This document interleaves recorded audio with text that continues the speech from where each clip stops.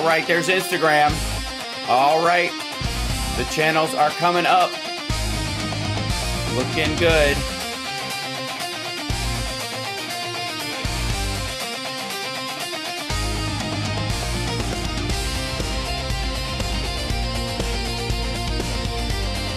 Substack, Instagram, Facebook. Baby, it seems all right. I'm very excited. Happy Labor Day, everybody. Give me 1 second. Yeah.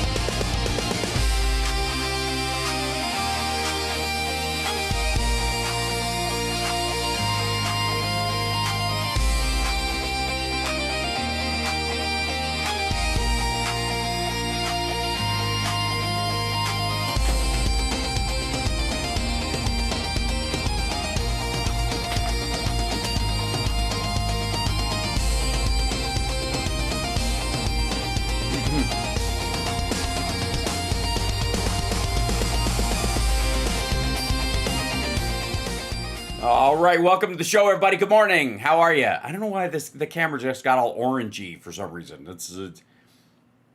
I don't mind, except it makes, You're being possessed by Trump. It's true. Yeah. I think it's the colors. It's the LED lights. Obviously, they're trying to attack us all. That voice you hear is the dulcet tones of the lovely and talented Tara Dublin, who does indeed rock, and joins us this fine morning. Happy Labor Day. Happy Marching Day. Good day overall to you. You have your marching orders. That's right. You're speaking at the Portland March today. Have you got the tone and tenor of your remarks worked out yet? I got my speech all printed out on paper even. So, wow. Yeah, I spoke at our march last month, the one on August 2nd. That wasn't as well advertised, but we had a decent turnout. And I was the penultimate speaker that day. And I left them on. Did you say so your damn self? Let's go, Right. I mean, if I say so my damn self, and I was the penultimate, just schedule. The guy who went last insisted on going last as much as I said, I really should be the closer. But that's okay. And then he followed, and I had left everybody on a let's get in the streets, let's fucking go kind of energy. And this guy sounded like he came in to narrate all the speeches that had happened before. He was like, well, in the history of da-da-da, it was like, and the energy from the crowd just kind of went. Right. And so many people came up to me afterwards, and they were like, you should have gone last. You were so great. And I felt really good, about that. And one of those people was Corin Tucker from Slater-Kinney. Hi, Corin. Nice. But yeah. And so when they were putting together, the local 50501 reached out to me and said, would you be willing to speak with us again on Labor Day? And I was like, absolutely. And I was like, but could I maybe go last this time? Because the last time the guy was really, really not being a team player. And I'm not saying I'm not a team player. And if you decide someone else should go last, I will go fine with that. But I'm not a passive aggressive person. And I was really wanting to make sure that we ended on the right note, which is let's fucking go and not, okay, thank you, Portland, which is how the last guy left the last one. And so, yeah, and it's a responsibility I obviously take very seriously, as I do every time as you do. I'm on camera speaking truth to power. It matters so much. And getting people in the streets today will be a really powerful visual message to the world that we're still not done fighting. Yeah. Especially when we haven't seen Trump in a fucking week now. I mean, we saw him this morning. There's a little proof of life moment this morning, briefly. They paraded him out for a second, and he looks like death. Yeah. So that video of him shaking hands on his way to play golf or whatever this weekend is from 2023. But there was the one that Aaron Rupar tweeted a picture of him outside being escorted to his car this morning, right outside the White House, and he's got the white "Make America Great" hat on. So he had that one on the other day. I'm convinced these are the same pictures from the same shoot. I don't know. I trust Aaron. I think Aaron is a reliable guy, and he's I don't think he's making it up. Yeah. I think the reality is that they're shoveling that out there this is him this morning. And I don't know how much I buy it. Yeah, exactly. And like the pictures they were sharing of him golfing with John Gruden, who I didn't know was a person until I saw the pictures of him golfing with John Gruden. And Oh, people were like, "Oh, there are he's there are palm trees in Virginia," because it was right. actually a picture of them golfing at Mar-a-Lago. Yeah. So it's we don't really know. We don't really know because this White House isn't ever going to tell us the truth about anything. And conversely, over the weekend, we saw a really spry Joe Biden out and about in Delaware. He always goes to Rehoboth Beach every Labor Day weekend, so it's a good Yep. chance if you're there, you're going to run into him and the rest of the Bidens getting some ice cream. And there's a great picture of him and Ashley that she put on her Instagram, and the man, blemish-free hands Yeah. like a baby, like the Right. skin of a newborn. And then Yeah. his ankles are the slender ankles of a healthy man with a vibrant circulatory system. And so George Clooney and the entire media owe Joe Biden an enormous apology, Yeah. starting with you, Jake Tapper. So it's just unreal. And MAGA is like, it's mean. You're being mean saying he did. And it's like, really, how many tweets did we see when Joe Biden was perfectly healthy and fine, doing a great job? And you guys were like, he's dying. That's a Yeah. body double. And you're just like, what? Like, I mean, all I would love more than anything. I mean, there's a lot of things we would love here. First of all, you and I have said over and over, we don't want him to die because we want him to face some consequences. But I'll Oh, say, I yeah. hope I hope he's uncomfortable and scared. Right. But also, I would like Joe Biden to show up at his funeral Yeah. That's what. That's yeah. without the need of any That's physical assistance the general whatsoever. thought is that we look forward to him doing the eulogy. Can you imagine like the upper lip sweat of all the Trump kids? And the funny thing is they Oh go, "Oh my. my God, Joe Biden is going to do the eulogy for my dad. Better him than Eric." Oh, I mean, and then like followed by Hillary eulogizing him would just Oh, be, because she would be there as a former first lady, so would be her role at a state funeral. Although she could pull the Michelle Obama and be like, "Fuck you, I'm not showing up anywhere for that guy, alive, dead, whatever. I don't right. care." But here's the thing, and I quote Joni Ernst: "Well, we're all gonna die." Including your political career, Joni, because she's not running Right. for reelection Mm-hmm. because Trump. So, I would say there's like this tentative pre-celebration, yet this hesitance to want to embrace JD Vance coming in. And but JD Vance is worse than Trump. And it's a question of, I don't know that he's worse, but he is controlled by Peter PayPal. So that's not great, Yeah. but still he's helping cover up the Epstein files, but he's not in them. I mean, I don't know. Is it a grain of salt? It is a yeah, but still, is it a 6 of one, half dozen of the other? I'm not really sure, but what I do know is that I want everyone in the streets today.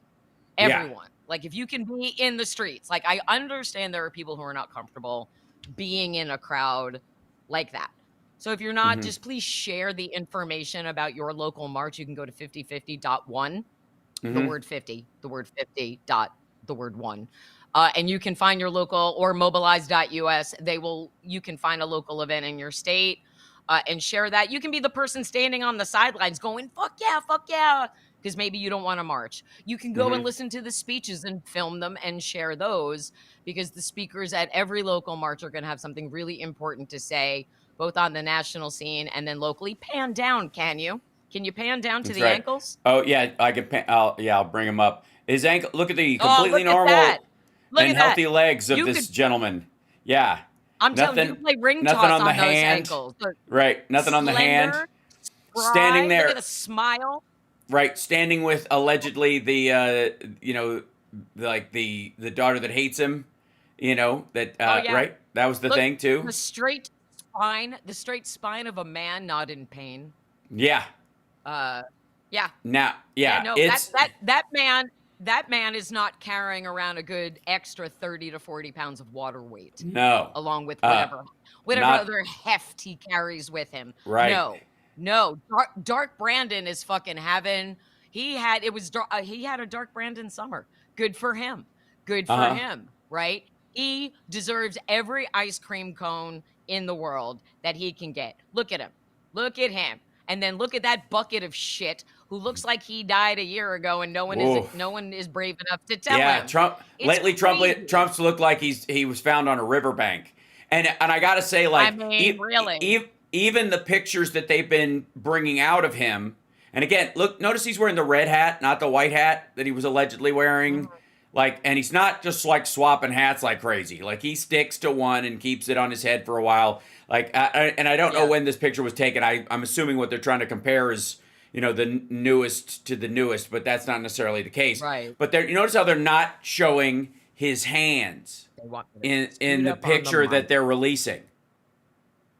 If you'll notice that, like, the ones that pay a lot of attention to how conspicuous it is that the White House is releasing pictures that are intentionally concealing. And I don't mean whatever the hell that concealer he puts on his hand is. In the shade, we love being white. That's what shade that foundation is in.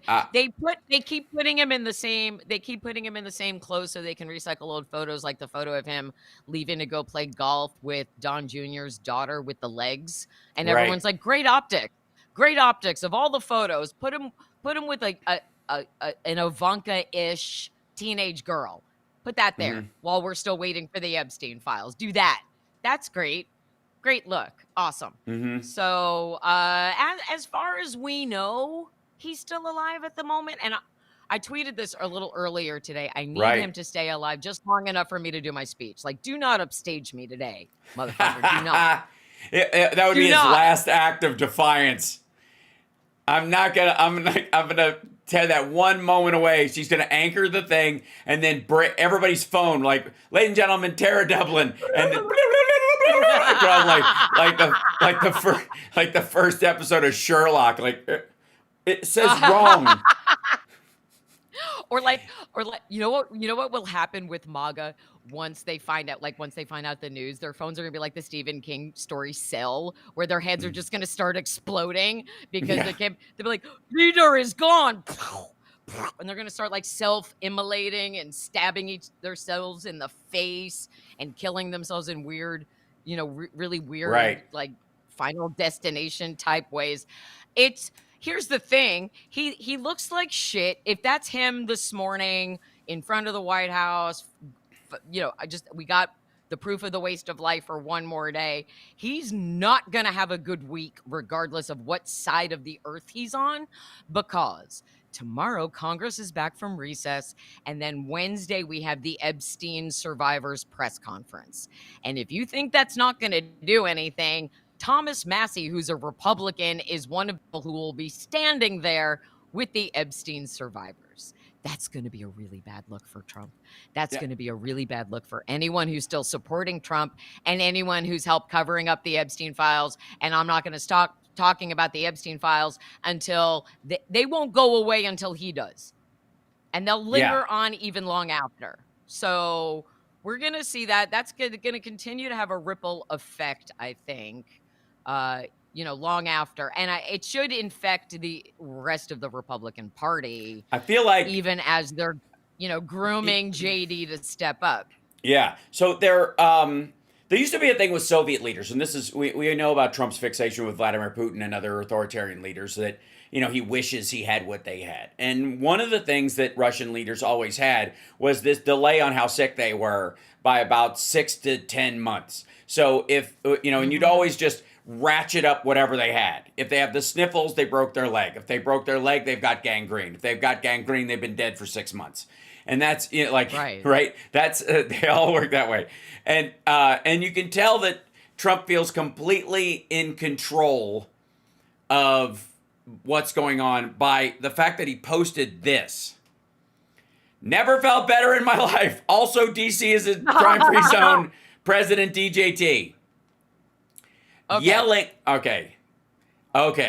Never. So, may I say right out of the gate, there is no such thing as a 79-year-old man who legitimately says, I've never felt better in my life.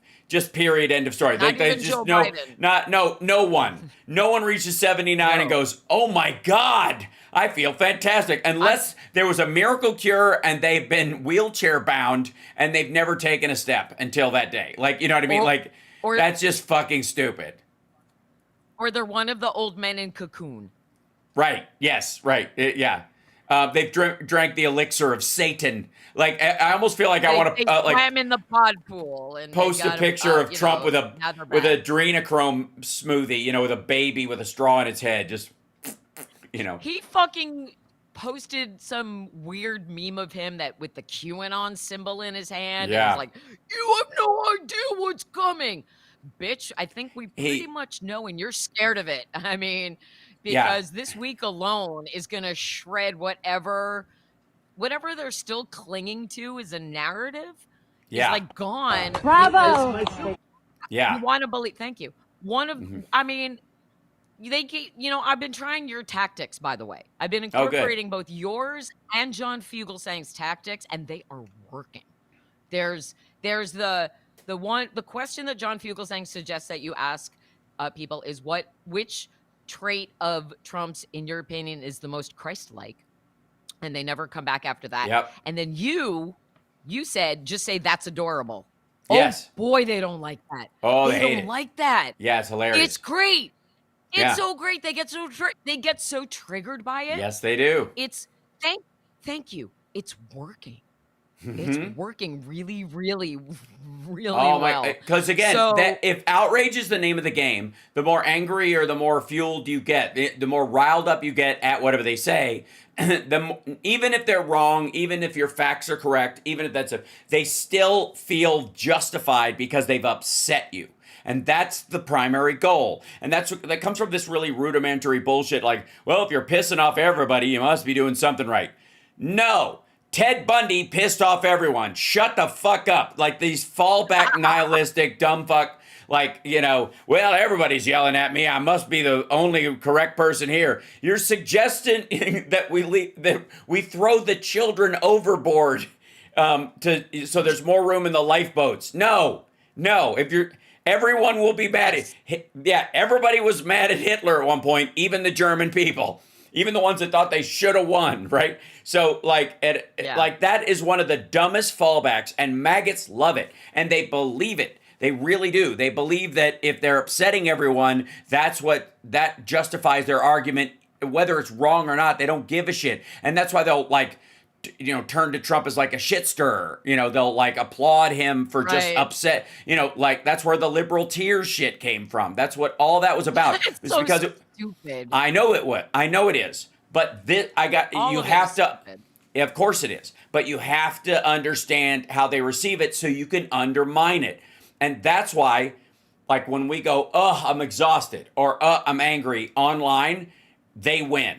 It's and it's something I know you can feel that way. Just don't post it because because they feel like I've done it. I've done my job for Dear Leader. I have exhausted them. They have nothing left. We have won. We will win. Blah, blah, blah. That's what makes them feel good. The minute you stop doing that and you start going, get out of here. Anyways, anybody want fries with their order? Like they get so aggravated because it's not working, and their identity is predicated on upsetting you, not on being right, obviously, or this wouldn't be their candidate. And also, this video is the one that they put up on, that they were saying was the Proof of Life video, which I believe is from, it's old. It's like from... That's from 2023, I believe. Yeah. And it's at his facility or what it's at Bedminster or whatever. Yeah, it's where he was supposed to be. So that's not Virginia. Why do they even bother when somebody is going to immediately go in there and debunk it? Well, I don't know that they released it. Here's the thing. I don't know that they did it. I think what happened was the like a maggot released that video and everybody jumped on it, right? They don't have to because they've got this legion of dipshits who will fill in the gaps. Yeah, but I mean, a lot of all of a sudden, all of the same MAGA influencers were sharing all of the same pictures at the same time. So first Yeah. it was that one, and then it was the picture of him with Kai, and then it was the picture of him that was allegedly a Getty image from yesterday where he was wearing like a military looking hat, which he never would. It's weird. We have never seen him in a military cap. Mhm. So I know, look at your furrowed brow. You haven't even seen it. So there was one yesterday. I put it in my Substack from yesterday because it was a Getty image and it's marked with the Getty image tagline. So like Getty image is supposed to be trustworthy. And if Getty image said it's August 31st, 2025, then you're supposed to take it. But then someone else tweeted, well, then how come the guy next to him is wearing the same exact clothes he was wearing on this day? And it's not from yesterday. And it's just like, the fuck? Like who, where, and why? What? Like, do you and I need to go and like hide in the bushes with a secret camera to see and then share real photos? Like, how do we ever know? And we've talked about this too. I gotta say, we can't trust anything. It doesn't here. Okay, we don't even have to argue about this. And I've got Dr. G coming up in the next hour, and he's going to be he's the body language expert, John Paul Garrison, and we're going to talk to him a little bit. And it's a little hard for him to do his job when they don't put out fresh video of the guy or you can't see him. But that cabinet meeting, we're going to be talking about like where he was and that as his brain started farting all over the place. But let me tell you something. It's proof that he is not well that we are arguing about which photograph of him to believe. It's proof that he's not well that the one video they were circulating came from a maggot fan that the White House circulated up that was from a couple of years ago. The reality is that this is a guy who traditionally loves to talk to the press, won't shut the fuck up, walks over and starts rambling at them, and he loves to pick on the press. He loves to do it. It would be incredibly easy if he was well at all to clear this shit up in an instant. Literally on his way to Bedminster or something, he could answer some questions that are germane to what's going on today, like holding up a fucking newspaper from today in a proof of life picture from a kidnapping. Like you can do that, and right. And it's like other presidents. That's what other presidents have done, including Biden in the past, when they've questioned their health and their acuity. But the problem is Trump seeks it out. He overdoes it. He's insisting that he do these things. So when he doesn't do it, it's even weirder. It's even more telling. And then one of the things that's come out, like, there's been this like shitty thing that going on with at the CDC. Like Trump's all mad because there's a fight happening at the CDC, and it's because he put RFK Jr. in charge of the fucking place, and RFK Jr. doesn't believe in the science that these people have been doing for their years, so they're gonna fucking leave, and they're gonna take their expertise with them. He's not a doctor. He's not a doctor. These people who have no medical degrees are in charge of our nation's healthcare systems. Not one of them has a medical degree. But he took up this anti-vaxxer stance so he could tour the country and scrounge up all the scattered hippie ass he could get. That's why. 100% move on. Like the myth of RFK Jr. as an environmental lawyer has got to come to an end. His family set that up so that so he wouldn't ruin the name of his father and the rest of the Kennedys. That's why they set this whole bullshit. Touring him around as caring about the environment, giving them the funds to do it, setting up with fucking the Sierra Club and all this stuff. And he was like, oh, look at all the hippie chick ass I can get while I'm doing this. It's why he did it. He doesn't give a fuck. He didn't win lawsuits. The law firm they assigned to him did to salvage the Kennedy fucking name. He didn't care. He didn't care. He was a heroin addict and a womanizer, and his wife fucking committed suicide when she found out how many affairs he was having.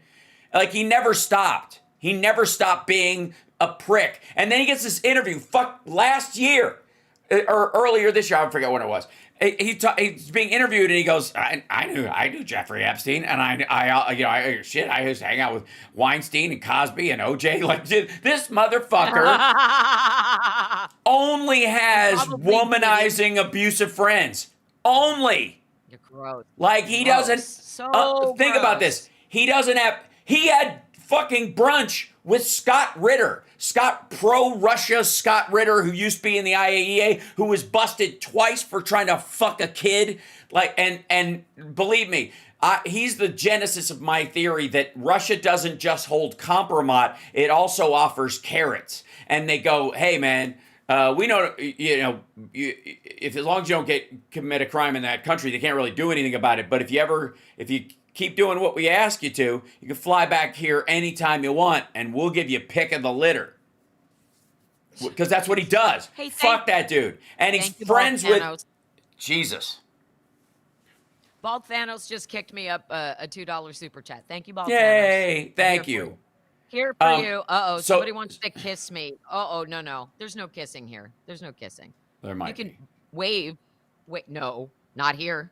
No? Maybe in your house there's kissing because you have someone to kiss. I don't have anybody to kiss. I'm the most single woman alive, and I like it that way. Anyway, back to the business at hand. Right. So this is the thing. You didn't something. write this. No. You didn't write this. It's very important that drug companies justify their success of the various COVID drugs, which is a very weird wording of it, but okay. Many people think they are a miracle that saved millions of lives. That means him, because he wants credit. He wants the Nobel for anything, and he thinks Operation Fartsteed, Captain's log, was the original way he was going to get it. Others disagree. With CDC being ripped apart over this question, fuck are you talking about? Ripped apart over RFK Jr. trying to fuck his way through the halls. I want the answer, and I want it now. I've been shown information from Pfizer and others that is extraordinary, but they never seem to show these results to the public. Why not? First of all, everybody has. He read it in a fucking article. They've talked about the success rate it's stupid. Anyways, they go off to the next hunt and let everyone rip themselves apart, including Bobby Kennedy Jr. and the CDC, trying to figure out the success or failure of the drug company's COVID work. They show me great numbers and results, but they don't seem to be showing them to many others. I want them to show them now to CDC and the public and clear up this mess one way or the other. I hope Operation Fartsteed, hold on, Captain's log, was as brilliant, in quotes, all caps, as many say it was. If not, we all need to know about it and why. Thank you for your attention to this very important matter. He's attached that to the tail end of President Stephen DJT. Miller. Yeah, really. He absolutely did not write this. Stephen Miller's got to get his cadence down a lot better. Eat another baby and come back and try again. Right. So after that post and the Trump is dead shit that's been going around, what's the main response we have seen from maggotdom? Is it, he's fine, he's healthy, this is bullshit, he was golfing, it's okay. Nope. It's that the news story is, here, I'll show you. I'll show you the generalized one. Is Trump vaccine injured? Trump is suddenly demanding answers from Pfizer about COVID vaccines stats. This after reports he's been sick and has a vein disorder. My son put it together this morning. It makes sense. Thoughts, whatever. Like he's playing the clip or whatever. My son put it together this morning. Yeah. My 9-year-old. Probably not. No, so the whole thing is about him being vaccine injured. Is the new not a thing. So, well, here's the thing. I will say that if he's quote vaccine injured, it just furthers their belief about stuff. But that conspiracy is going to roll on no matter what happens, whether he's healthy or not. But it does take the weight off of the Dems assassinated him, right? Because he took that. Freely and willfully and patted himself on the back for doing, huffed his puff up the stairs, right? Hi, good morning. Excuse me 1 second. What's happening? I have to get my Are you girl bringing in a kitten? Because if you're bringing in a kitten, I'm all for it. I'm not bringing in a kitten. I had to kiss my girl. Oh, that's too bad. She's got up and walking around looking all good and stuff. You have someone to kiss. That's nice for you. That's nice for you. It is very nice. I have no jealousy there. I understand. I want to make something very clear about Operation Fartsteed. Hold on, sorry. Captain's log. That Operation Fartsteed. Hold on. I should just be able to. Captain's log. There you go. Here's my thing. One of the things they kept warning people about is that, and Summer and I have talked about this a few times, is that you shouldn't get the vaccine because they're going to put a chip in you and control you, and or poison you with it, or fuck with your DNA or whatever. Right? Okay. Hang on. They're gonna track you, says the person saying it on the phone. Right, with the right. chip in it. It's okay. The shot takes a second. It's in a single syringe. The technology necessary to chip you through something like that is fucking extraordinary. It is right up there with actual warp speed. Captain's log. And so the monoclonal antibodies treatment that he got at Walter Reed takes a couple of hours. It's almost like dialysis. It takes like 3 hours. When they were doing it, the Regeneron treatment that he got was 3 hours fucking long. And they gacked him with steroids at the same time so he'd feel good after, because it wasn't the treatment that they had. And so right. How do these fuckers, if they think they can put a tracker in you with a shot, why would you sit with the same company's needle in your arm for 3 hours? What the fuck? It's so confusing. That part of it is so confusing. I'm sorry, it only works if they get it in you quickly? You don't think they can put like 15 chips in you? Yeah. So, it's just, you almost after a while feel sorry for people who have to keep inventing different versions of a fake reality they created because the real reality keeps changing too quickly and they can't cope or adapt. And it's just, and every single person who's out there crying about, I'm like, are you in an iron lung? No, that means you're vaccinated against polio. Do you have lockjaw? Do you have mumps or measles or rubella? Do you have this? Do you have whooping cough? Like, you have gotten your dip-tet, okay? You have been vaccinated and you did not die because you're here bugging us about this bullshit. So to me, all of these narratives feed into that collective hive mind group think of, well, everything is really scary, but if we huddle together and keep saying the same things over and over again, I'll be fine. And that's not how life works. And you can try to live like that, but eventually the reality of reality will break in to your little bubble that you've created, and it will get to you one way or another. This is look at this shit. Trump tracker. Trump got the jab and now has heart failure. Like, they're not even going, maybe might be sick. Like, they're as convinced as anybody that this fucker is on his way to the grave. And they're not buying the COVID. Well, that's not the point. No, they're saying that it takes a while and it wears you down and destroys your heart and blah blah blah, and some people, all that shit. And that's what they're selling. This idea that some people, it makes you have. Remember the woman who was twitching in her bed the minute she got it, which was just nonsense. Please. But they're convinced that a bunch of these people, over time, the vaccine changes your DNA and fucks you up. Now, the myocardial infarctions that they were worried about that were going to come in mass and kill everybody, that never happened. Never had the excess deaths of this. And the sort of tachyarrhythmia symptoms and the heart swelling that some 15-year-old boys got from the Johnson & Johnson shot, by the way, which was not an mRNA vaccine. The one thing that I keep That was the first one I got. Right. The Johnson & Johnson it was a standard vaccine. It was based on dead elements of the original virus. And so you'd have to get a new one every time there was an update for it to protect you at all. And whereas the mRNA ones can adapt slightly, so even unless it's an extraordinary change where to Delta, you wouldn't need a booster per se, and people didn't necessarily. So, but the Johnson & Johnson one was the thing that was having a minor rise in heart symptoms in teenage boys. It wasn't across the spectrum. It wasn't adults. It wasn't old people. It was a very specific group of people. And it lasts about 3 weeks, 3 to 6 weeks. The same as if you got COVID, because that's how their body reacted to it. Some people who got COVID had that as well. And some people who got the Johnson & Johnson, which was a dead virus form of the vaccine, got that as well. That's it. The mRNA part never factored into that. People did not get this heart swelling issue at all from the Pfizer or the Moderna. It was from the Johnson and Johnson one. And the fact that these assholes like can't stop saying Pfizer, I don't know why, but on top of that can't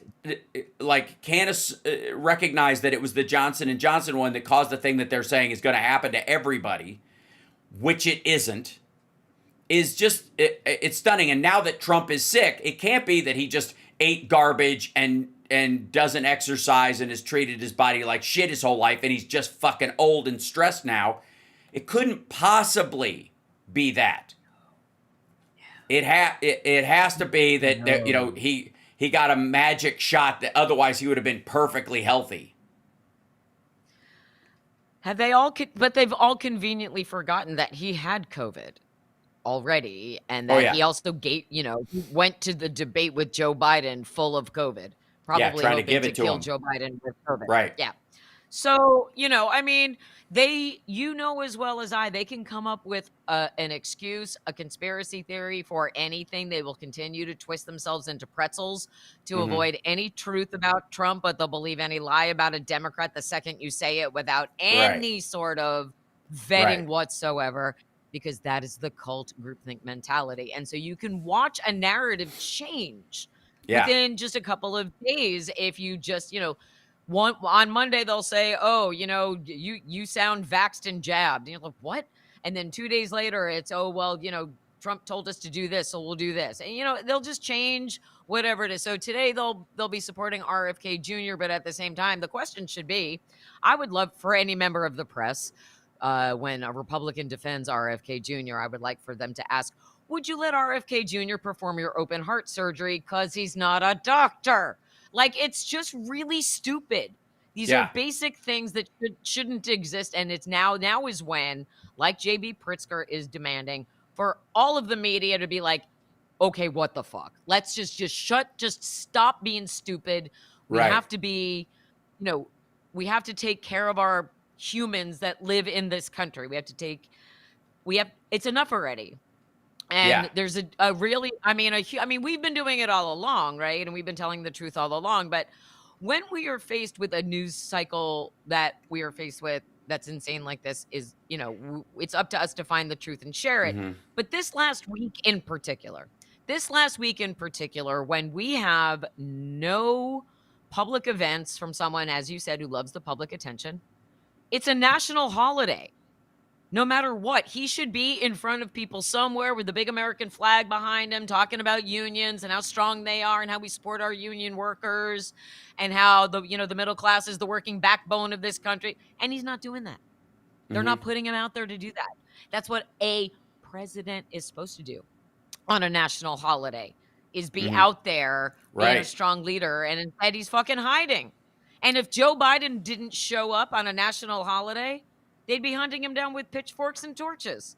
So it's about keeping, all of the things that you're saying are true. And the problem is that it's going to keep getting lost in a news cycle that is overrun with people who aren't invested in telling the truth ever. So it's about wrestling the narrative back to, while we're talking about Epstein and while we're talking about Trump invading our cities with the National Guard, and we don't need them because that's a distraction from Epstein, this very real issue at the CDC does merit attention.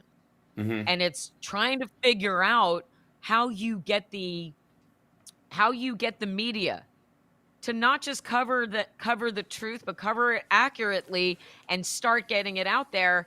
And one of the things that we keep saying over, we need a Democratic press secretary or a Democratic press briefing every day. And I found out yesterday that the DNC has been doing like a daily briefing like that, but on YouTube, where these two young, nice looking younger women are like, here's what Democrats did today.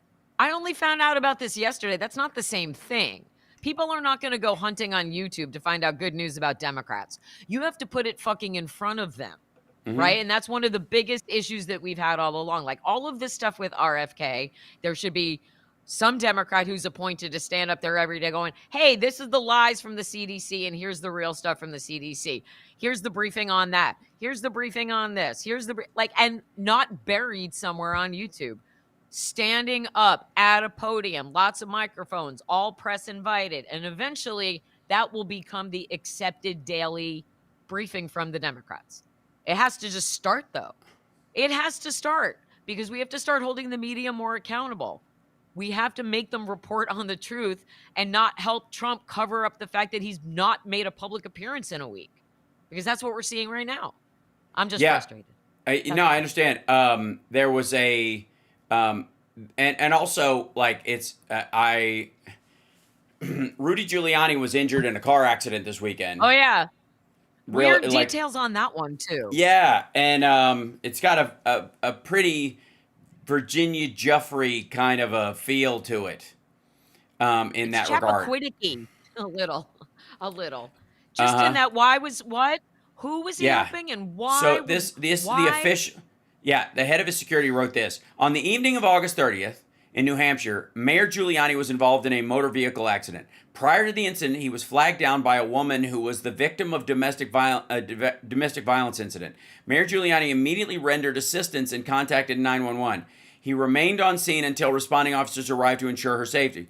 Following this, while traveling on the highway, Mayor Giuliani's vehicle was struck from behind at high speed. He was transported to a nearby trauma center where he was diagnosed with a fractured thoracic vertebrae, multiple lacerations and contusions, as well as injuries to his left arm and lower leg. His business partner and medical provider were promptly contacted and arrived at the hospital to oversee his care. At this time, no further updates are available. This whole, like, he stopped to help a lady who was a victim, and I was like, like this, you know what this looks like? It looks like they sent somebody to kill this dipshit, and they're too far behind him. Their car's ahead. They'll be in heavy traffic area by the time we get there. Send some woman out there in the street to wave him down because he'll stop. Talk to her for a minute, right? And then once our person who's sent to kill him will catch up. Like, it's that weird. What? Why was he in New Hampshire? Why would he be in New Hampshire? Why is he anywhere? Political can't. I mean, but like randomly, that's random to be in New Hampshire. And then tell me about a time Rudy Giuliani has helped anyone do anything. Ever. Right. No. Wait, no, that's not fair. He helped the Russian and the Chinese mob take over New York by brooming the Italians out. Silly me. Which is what they paid him for. I forgot about that. Yeah. He did clean up Times Square. I will tell you, I once shook hands with Rudy Giuliani, and he has the coldest, clammiest, dead fish, nothing handshake of anybody I've ever shaken hands with in my life. Except the only other worst handshake was Billy Corgan. But it was just, he shook my hand, and I was like, "You're the mayor? Ew. You're an Italian, like, you're taking on the mob with that? Blah, blah." After that, I was like, no. Yeah. So this is like, okay, again, you could just say he was in an accident. You don't have to tell. Why is there a backstory? Why do we have to know that there was a domestic violence victim? Also, can we get that 911 call? Because if Rudy Giuliani called 911, that would be recorded. All 911 calls are recorded. Yeah, so or his people would, right? Right? So that should be something that the public should hear. I want to hear Rudy Giuliani saying, "I was helping this woman, and then this car hit us." I don't know if, no, I think he called 911 for the woman. Yeah. There's a woman in the street. Can you come help her? Because I can't bend over because I'm built like the penguin. So, I don't know. Yeah, Rudy Giuliani doesn't do anything except serve himself. It's super sketch. Right? It's very strange. It's very strange. I don't believe anything. Yeah. I don't believe anything that ever comes from anyone associated with Trump. Well, and that's why I'm like, the fact that they're floating pictures of Trump to prove that he's okay and not video, and the video that, that's around, I would argue, like, on X and Truth Social, like all the sites where they would normally post footage of him and to come to his defense, they're short. They don't have it.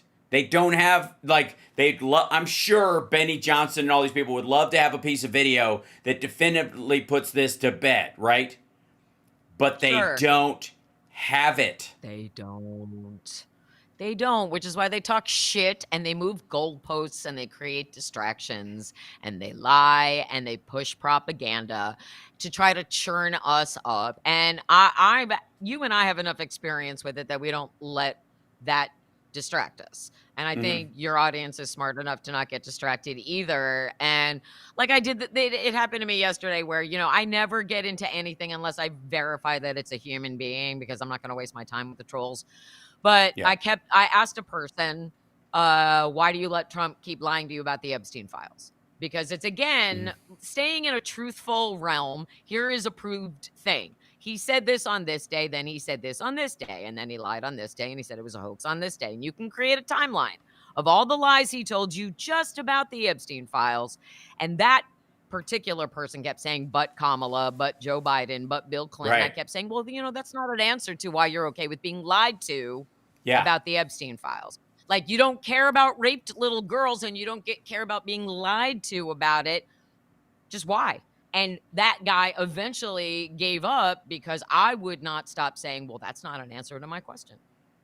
Why Yeah, do I you mean, get like being lied to? Also, It's staying in that place and not letting them. We have to start controlling the narrative again, not them. Well, I agree to some degree, but there's also a, like, if your enemy is on the ground kicking himself in the face, stand back and let it happen. And there's a bunch of that going on right now. So the backlash against Trump's tariffs, like, topped out at 77% say it's going to raise prices. Period. 4% say it's not. That used to be almost 50-50 because people weren't reading or they were being stupid, or only dumb people answered the phone half the time. But 4% think it's going to help. 77% are like, of course it's going to raise prices. That's a huge blow to this stupid tariff situation. And now that they've been struck down, that means the vast majority of the populace is siding with the courts, and SCOTUS is going to have to weigh the popularity of this thing and the legality when they do it. Now, the law is cut and dry. The law is clear.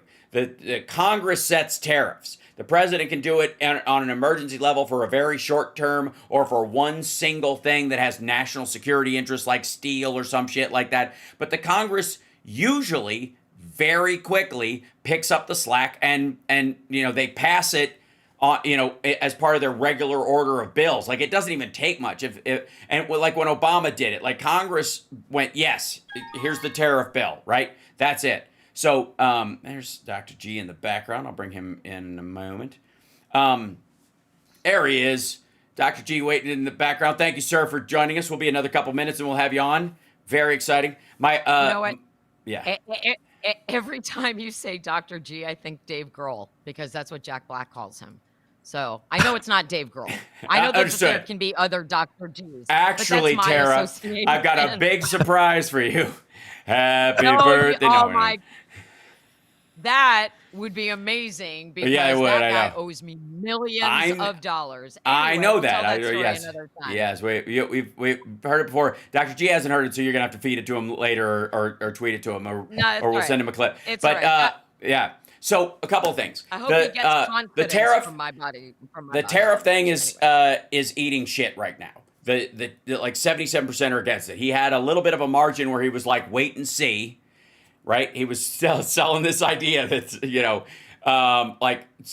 it was 52% because a bunch of people were giving him the benefit of the doubt. That's gone now because grocery prices have not come down. They're just going up relatively, like, a little bit slower, and they're going to go up even faster as these tariffs kick in, if indeed they do. So one of the things that's going to happen is that if they kill these tariffs in the SCOTUS and the prices start to, like, in certain areas like cars and other things, get to go back down, it's the only deflationary pressure you will see is the removal of these tariffs. So the only price relief Americans will see is if they cut the fucking tariffs.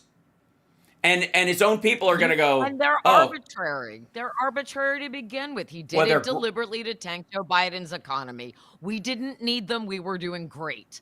Thanks so much. In fact, that's it. I understand. Well, you don't want to speak ill of the perhaps. I don't know. What do you think, Dave? Like, he's in a coma, or he's rolling around like Admiral Pike? I told you. I told you. I think they're gonna. I think they're gonna just keep him animated using some goo they have in the basement of the CIA. That's like, we've had this shit for a while, and it works. Just it doesn't work very well.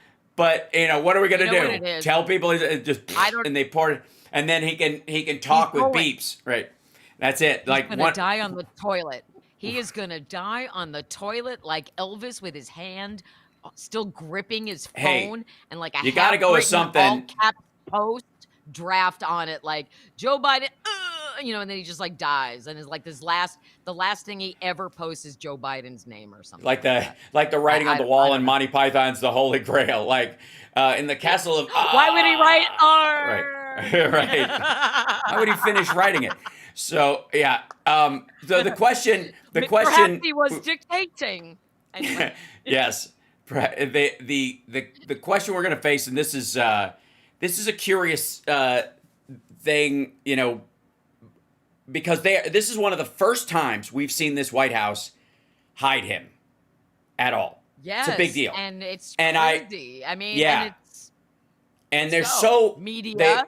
They lie so much, especially through spokespeople, which you could argue, bless their hearts, all spokespeople have to gussy up every piece of bad news, and they're going to get yelled at something. So you're always in the process of kind of shuffling a thought. That's just natural to the job.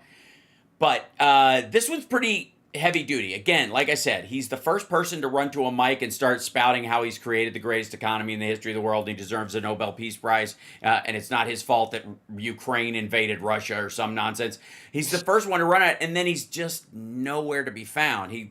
They do these couple of like, here's a shot of him walking to his car, he's fine. Like, that reminds me of when he went to, during COVID, when he went to Walter Reed. Remember that? Like, they were like, he's fine. And then they just show a picture of him, and they're like, everybody was like, is he hiding something under his jacket? Is he carrying oxygen? And he's wearing a mask. He never wore a mask. He didn't want to wear a mask. Is he wearing a mask so they could run oxygen up over his ear, right? And into the mask? Like, this reeks of that. The only difference is there's not a worldwide pandemic that's killing off old people. So, like, they don't have as much of an excuse, except he's in shit shape. It's not good. And I think. No, it's not good. Yeah. One of the things that stood out about the last term of his is that he didn't seem to age like other presidents, because that's how a sociopath would be. Like, the empathy is what wipes you out. Seeing all the things you see as president has got to be rough, and having to make a decision about some of those things. I've said this, like, this is why it matters who you put in charge, even if you don't think it does. It absolutely does, because there's a car full of explosives headed towards a market. It's in traffic right now. We can hit it, and if we do, we're going to blow up the 5 cars around it, and there's innocent people in there. But if it gets to the site, it's going to kill hundreds. You have 20 minutes to make the decision. That's a real thing. That happens in almost every presidency. And so the ethics and the morals and how close those are to the surface is very important. Like how your ethics inform what you do in snap decisions, or things where you don't have a lot of time to deliberate about it. And so with Trump, like, you look at his Trump Plaza Gaza talk and all that kind of stuff, it's right. It's psychotic. But so he didn't care. During the first term, he looked the same coming in and going, a little bit weaker, but not by much. But the 4 years where he was fighting legal stuff, and the world found out how broke he was and all that kind of stuff, and having to run again and all that, and now he's got the House and he's got the Senate. Everything he puts out goes through, because they're just shepherding it through. So he can't blame the Democrats if it fails. The BBB got through, right? His OBBB or whatever. So if the tariffs are driving prices up, that was his idea. If he can't end the Ukraine war in a phone call, whether or not he cares about the death or not, his own ego is fed by being right and in power and in control. And when it doesn't work, he's embarrassed. Like I said, he can't feel shame, but he can be embarrassed. And this might be the first time we'll ever see death by embarrassment. Because that's what's wiping him out. Yes.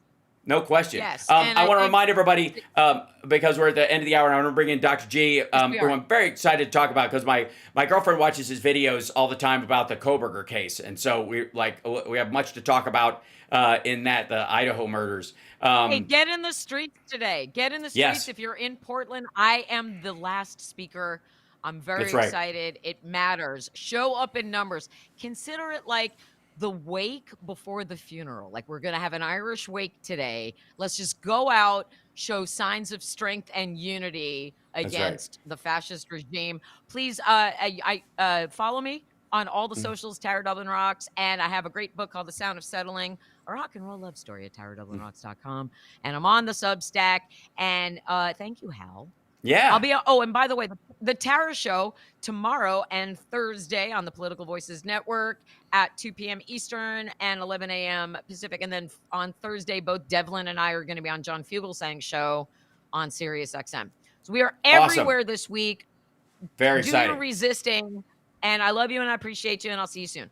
Absolutely. Thank Bye. you, Tara. Okay, bye-bye. Bye. Go fight. Off she get goes. Mr. All right, I will. There we go. And I'll bring in Dr. G in here.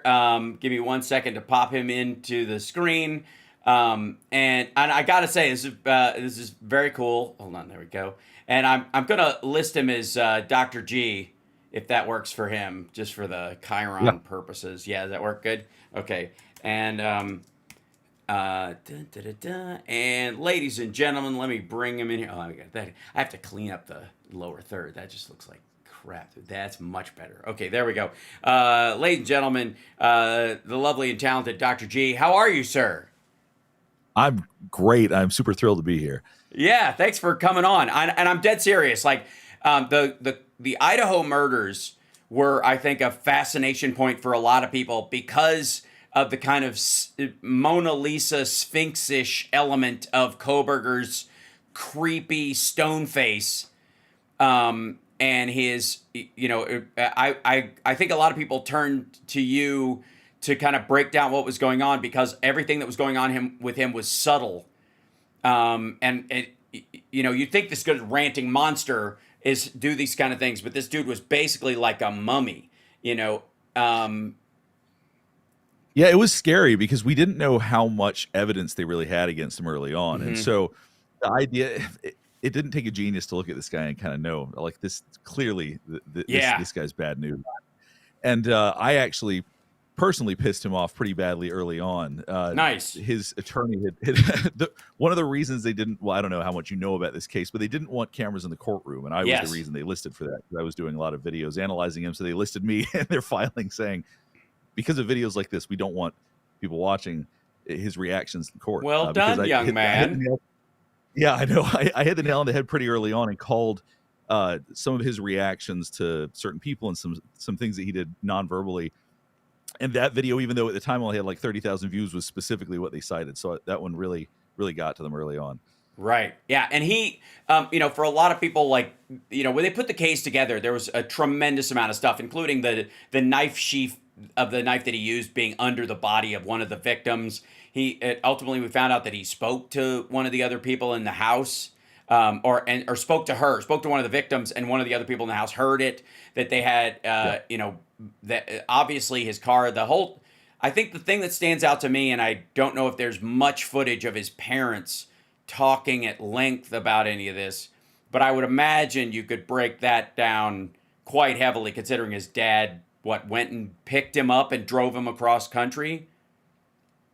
Yeah, actually, I did a video analyzing them in the car together when they got pulled over at one point. Yes. It was body cam footage. It just contrasted a little bit of what the dad's like versus what he's like, and it's the dad seemed really oblivious to the way that his son was, and this was after the murders that happened, and Kohberger is all intense. I mean, it's a crazy case. It's as tragic as anything I've seen. It's an awful one, but I'm glad he's going to be in prison for the rest of his life. Thank God. Yeah, exactly. I mean, people are having a lot of fun with his like letters to the editor, him like Karening the warden on the regular because he doesn't like the food, and people are yelling things at him, and they're yelling. How should I put this? Very prison-y things at him. Is all I'm going to. That's just the best way to put it. Like they're saying things to him like you've heard said in every prison movie you've ever heard. Okay, so and I like, for those that aren't familiar, this is that's him. It's like, my girlfriend and I have decided he's like kind of a praying mantis, that he has this kind of praying mantis insectile movement and kind of, it's just gross. But one of the things that he had was this that I noticed when like you brought it up specifically was his contempt for women and is almost enjoying the fact that they were, upset. But when men confronted him or women weren't upset, if they were like, you can't take my power, that's what drove him nuts. Absolutely. There was, you could see the pleasure he would get. He got excited by seeing women suffer. And just for anybody who's not familiar with this case, he murdered 4 students in Idaho savagely. He didn't know these people. I think he went in to murder 1 or 2 people and ended up killing 4. It was just an unspeakably horrible case. And yeah, in court, you could see him viscerally react and enjoy the suffering of women. And when men would come in, he would get uncomfortable and wouldn't look at them. So this is someone who is so deranged, particularly as it relates to his relationship with women. It's hard to describe how deranged this man is. Right. And I think his professor said, like, she goes, if we tenure this guy or if he ends up being a professor, we're going to be hearing about his sexual assaults in the future. If we give this guy the credentials to work around students, he's going to be the guy we regret. And that's true. And sadly, there's things like that come up and nobody ever does anything about it. Administrate, like the schools or whatever, don't say, you know what, we're choosing to not allow this person to pass. In psychology, they do. In my field, they absolutely, if that's the vibe somebody's giving off, they just won't allow somebody to graduate. But they need to do that more in other professions to protect people. Yeah. I mean, I've always felt like, if anytime you want to set something up good, especially for the vulnerable, any vulnerable group, the reason they're vulnerable is because there's a segment of the population that will act on them, that will do terrible things to them. Children, women, previous victims of domestic violence and sexual assault who end up in a shelter. If you set up a shelter, there's, most of the people that show up are going to want to help. And a couple of the people that show up are going to go, I will have access to a bunch of broken people that I can victimize further. Like that's going to happen. So you have to take precautions. Absolutely. Well, and part of what I do, and I don't talk about this as much on my channel and stuff like that, but so I'm a clinical and a forensic psychologist. I'm a body language expert, and I'm also a personality disorder expert. So narcissism, all of those other issues, that's one of the areas of specialty. And when you have people like Koberger and politicians and all of these folks, most of them have some form of personality disorder, and that's just different than the way the rest of us function. It was funny because I had to go through like any kind of custody evaluation or those kind of things. One of the standard boilerplates, certainly in like California or whatever, is that they have you take a personality test to kind of judge your, what are the chances you're a narcissistic psychopath. And there's a real problem with the questions when you're on television. Because if they ask you a question, do you feel like people are looking at you all the time? You're like, yeah, they kind of are. I mean, like, do you hope people pay attention to you? Well, I kind of have to. So if you're in the public eye or in celebrity, it means something different. Like, I don't put as much weight on it as somebody else might do because my self-esteem is predicated on my own self-esteem. And if people applaud what I do, it just lets me know, I'm doing my job right. You know what I mean? It's like, if you're a nurse and your patient survives, it's not like they love me, they really love me. It's just kind of what you're supposed to do, right? Ideally, if you have somebody doing an evaluation like that, and you are somebody who's in the public eye, they know how to take that into account and contextualize it when coming up with You'd think in LA, right? You'd think in LA. Yeah. Nope. As a matter of fact, I would argue there was a little bit. It was. I don't want to say that they were intentionally this way, but it felt like it was like, well, get him. Like you felt a little bit like, am I paranoid, or does this person just hate celebrity dads? Like, are they just going to make it harder for me because they think everybody's Charlie Sheen under their skin or something? Like, some people really struggle with being neutral, man. Like, I get it. Like that can happen. I wouldn't be entirely shocked, to be honest with you. Well, okay, so let's get into sort of Trump's body language, especially lately, and some of the meeting stuff and stuff that you've seen, in standout moments for you, because there's a mix in these situations. And by the way, we're gonna put the link to your website, drgexplains.com, in the chat room in case anybody wants to go by there, and of course your YouTube channel. there's a performative aspect of politics where there are protocols, and some people are comfortable with those protocols and some people are uncomfortable with those protocols. I would say Trump is terribly uncomfortable with those protocols, and when he tries to do them, even if he's saying something that's technically true, he could put off the signs of being a liar because of that discomfort, because the baseline's all fucked up. And so in politics or PR, is there a shell you have to look through?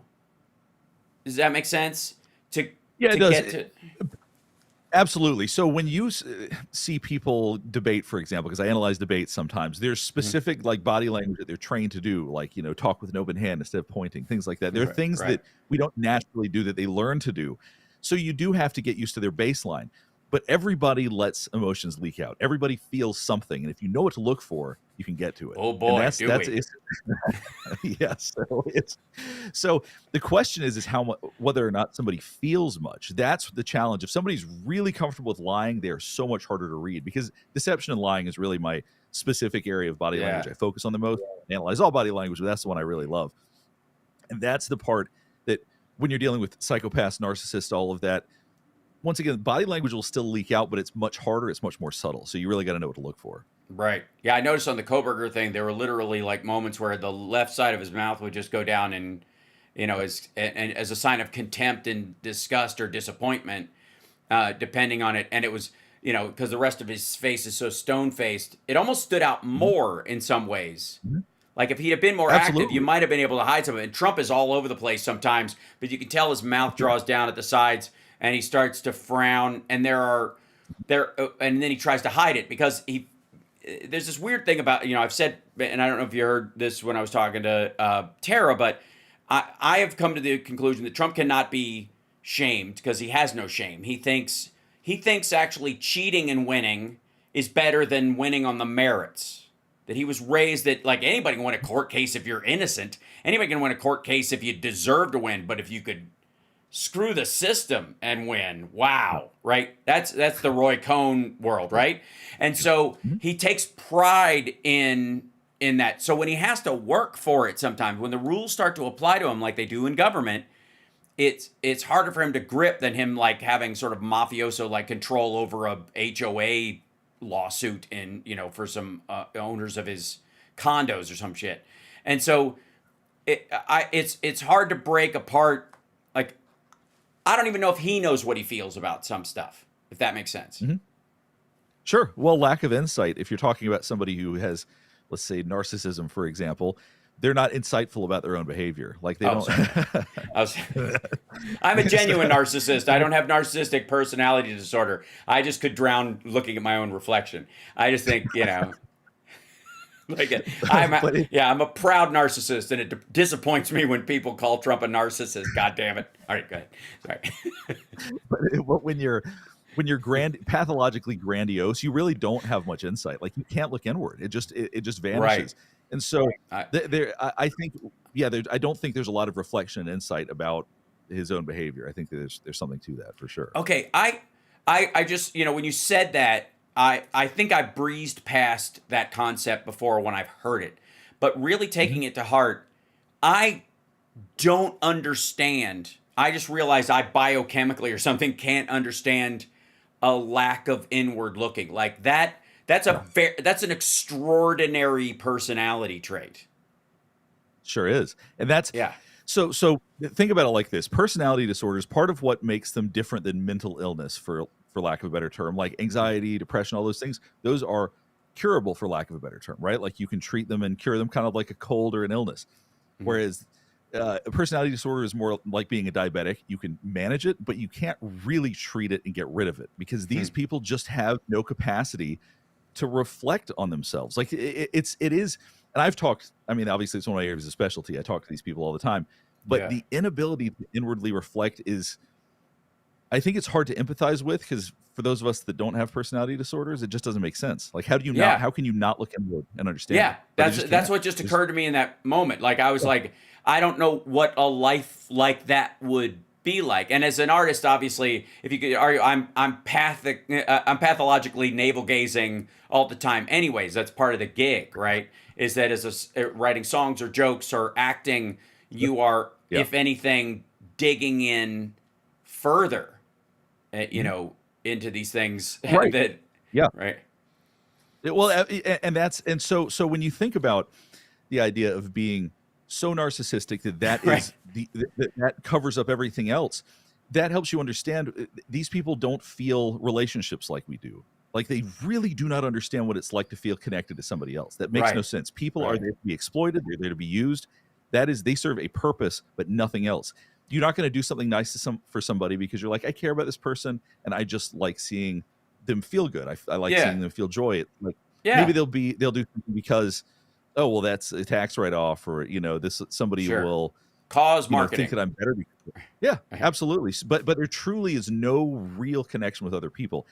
So this is all within what we call cluster B of personality disorders: narcissistic, borderline, histrionic, antisocial. And antisocial is psychopaths. That's not Yeah. like Right. socially anxious people. It cannot Yeah. fit into society. It's a terrible name because it's Yeah, confusing. they're anyway. counter-social. They resent or have a hostility towards it. Going even further, I think that than just not being able to empathize with how another person feels happiness or wanting that person to feel joy or whatever, but having contempt for their ability to have it. Right? Yeah, Is that absolutely. Yeah, it's yeah. So if you're with a narcissist, you're around a narcissist, and you're I see couples like this where someone's married to a narcissist. The person's having a good day. They're just enjoying Excuse themselves. me, The I have narcissist to will close my drapes. No, sorry, go ahead. The narcissist will say something just to throw the other person off, because the idea that they're satisfied and feeling good bothers them. They don't like Right. that. It Right. agitates them, and they feel like if I agitate this person, then I'll feel good, and it doesn't work. The one thing I will say people really fuck up about narcissists is they think that they have pathologically low self-esteem, when it is the opposite. They have pathologically high self-esteem. They believe they are as great as they say they are. They believe it 100%. So as frustrating as it is, you'd love to think that they really think they're horrible and small. They don't. They think they're amazing. Right. Well, in the case of Trump, I happen to think he has low self-esteem and he covers for it a lot, but is there a manic depressive sort of version of this where they have like a super run of, oh my God, the sun shines out of my ass, I'm a human rocket. And then these moments where like everybody knows I'm a fraud. So they have this this like imposter syndrome mixed in that they kind of piston between. They think that they've got this mask that's fooling everybody, and when people see behind the mask or they get something right and they call them out on it, that pisses them off immensely. So Yeah. yeah, when they think that other people can see them for who they are, they do not like that. That bothers them a lot. Yeah. So and that's why I always believe like Trump believes all women fall into like two groups, like whores and traitors. Like any woman who would sleep with him, he really only believes it's for his money. He doesn't trust them. He thinks that, because of the women of equal status that have gone ew and walked away. Anybody who could turn down his money can see past the mask, and he abhors them for that. So there's no good ones. You'd have to understand relationships to connect with somebody like that anyway. And truly, for somebody that's a narcissist, relationships are transactional. They truly are, in a sense. Right. Like the idea of feeling close to somebody for anything other than maybe pleasure or something like that, just for the sake of a relationship, just doesn't make sense to these folks. They don't get it. Yeah. Okay. So, like Trump is surrounded in the first term. It was this idea there were adults in the room. But now he's kind of brought in these sycophantic loyalists like Stephen Miller and Stephen Chung and Caroline Levitt and all these and I think there are a couple that he thinks are like that are not, like RFK Jr. and Marco Rubio, I believe they're climbers, and they think they have to climb over and step on his head eventually to get where they're going. So they don't care. They'll do whatever they have to. It's a different class of person. But these sycophants that come around them, there is an element of, I guess the perception is you'd have to subvert everything about yourself and become submissive to him. But it seems like most of the people around him are as big an egomaniac as he is. Dan Bongholio or Kash Patel or even Pam Bondi, while they're being like deferential to the president of the United States, they're almost doing it out of habit. And but if you ask them, all of them would go, he's fucking stupid. I'm smarter than he is. I really run. I mean, he basically turns it over to me, right? Sure. Yeah, no, I think you're absolutely right. I think when you're dealing with people that are, the types of people he has surrounded himself with, yeah, he's looking for yes men. They'll play that role, and that's narcissists oftentimes try to find people that are similar to themselves to surround themselves Uh-huh. with. That's the kind of click like that until they turn on each other, and then it becomes a big fucking mess. Which is what happens with RFK Jr. and the CDC and all that, or the infighting between Elon Musk and Scott Bessent, where they had a shoving match in the White House, that kind of stuff. Yeah. So Exactly what you're saying. I've often said that, like, anytime you set up, like kind of what I was mentioning before, I didn't quite finish the point, was this idea that if you set up anything where people are vulnerable, there are going to be monsters that show up to take advantage of that situation. If Yeah. you allow the weaknesses to be known, you know, and that's where, like a portion of Catholic priests or people who work at shelters, or, there's just people who will take it, Mark Foley, taking advantage of the pages in the Congress, Dennis Hastert, these guys both being on the missing and exploited children panel, specifically joining it for that reason, right? And so Trump's ego is such an obvious shoehorn to get in on him that world leaders are now using what I call the Macron handshake, which is they just he will fall for, he just needs them to sell the you think he likes them because they're helping him sell the mask to the world. My God, you're a boss, fantastic, what a guy. And then they go, and he promised us tanks, and he didn't, but now he can't say he didn't because it makes him look weak, and Macron won't let go of his hand till he nods. Right? Yeah, I mean, the head of NATO, Mark, I can't remember his name right now, but the head of NATO, he shows a lot of deference to Trump. I mean, he really wants to let everybody know how amazing he is, and it's like it feeds into exactly what Trump wants, and to me it's wild to watch. I've never seen anything quite like it. Yeah, and I mean, but it's necessary. I think there are a couple of governors, Whitmer and others, especially during COVID. Trump used to talk about how much he liked Gavin Newsom and how nice Gavin Newsom was to him because of how Newsom spoke to him during COVID, because there was a crisis that overrode whatever personal beef or how he would normally ethically language himself with somebody that he considers a scumbag. So, Gavin Newsom would be nicer because he's got to get PPE for the people of his state. He's got to get cruise ships docked because there's people that are sick, and he's got to get permission from the federal government for certain elements of these things. And so they have to shift. Do the same people that are bullshitters like Trump, are they also blind to when they are being bullshitted? Can they spot it? No, they know it. They just love the idea they have that much power. It's like, good.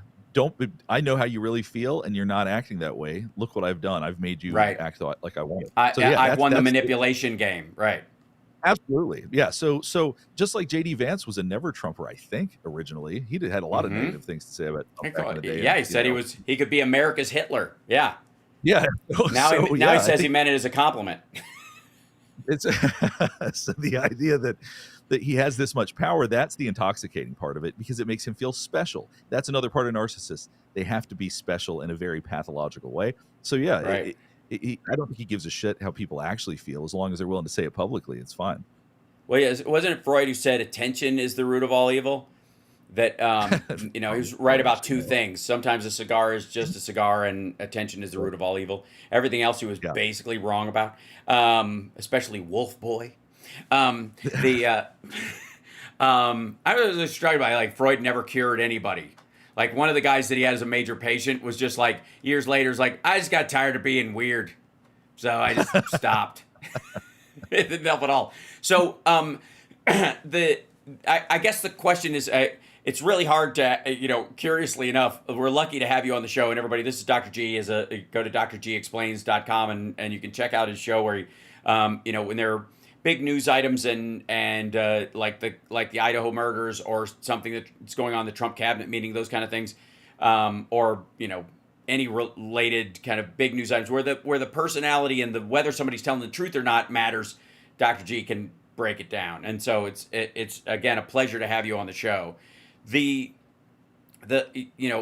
I've always as an actor, I've always believed that I'm really like a feeler. And when you're a really good actor, I've always said the hardest job to have as an actor is playing a bad liar. Mm-hmm. Because you have to look like you can't act while acting. You're right. Yeah, right. It's the most fucked up stack of emotional things where you're hiding. It always looks slightly comical. It exists in the real world. Yeah. But unless you're playing somebody who's like cracked out or out of their mind, playing a bad liar is just like, it's like, all right, everybody's going to think I can't act. This is what this right. But the interesting thing is that I always found that the way to play a bad liar is the same way you play a drunk. Drunks don't know they're drunk. Right. And bad liars don't know they're a bad liar. They don't think they're going to get caught. Absolutely. So they just keep rolling with it. And we see this. I was like, I guess I have to thank the White House for all these like case studies. These people that just like Caroline Levitt's, obviously, again, when a spokesperson does it, and it's not their words, but they've been told to say something. Yeah. There's subtle clues in what she does, because she obviously, like, some days she hides her cross, some days she wears it, some days you can tell it's a bad news day when she has cleavage, because it's literally like, distract the maggots with your boobs, because they're not going to like what we have to say today. It's that ham-handed. But sometimes she's just sent out with a message that she doesn't believe. And there's a difference between the stuff that she's selling angrily and that are there things to look for when a spokesperson or someone who's in a more formal setting is showing those emotions?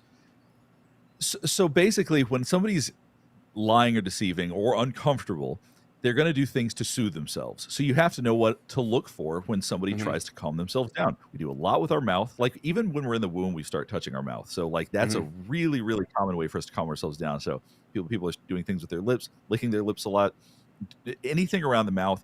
You can see with the eyes, oftentimes when people are saying things that they don't like, they'll close their eyes for a second and then they'll start talking, because unconsciously we don't want to see the reaction of the person we're talking to. So when you start seeing that when they're saying things, we saw this all through the Epstein stuff. I mean, we're still seeing it, but and we're going to see more of it. Like this week, starting this week, we're going to see a ton of that.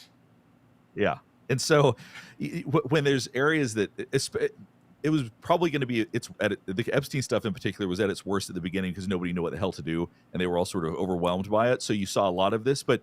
Yeah, you got to find what's their self-soothing behavior. When they say something, do they have to calm themselves down shortly afterward around their face or with their body? And that's what you look for.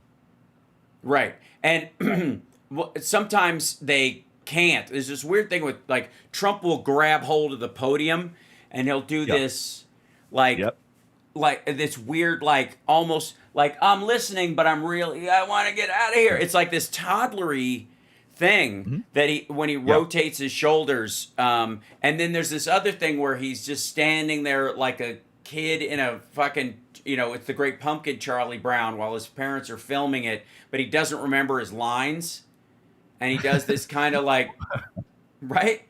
It's so odd.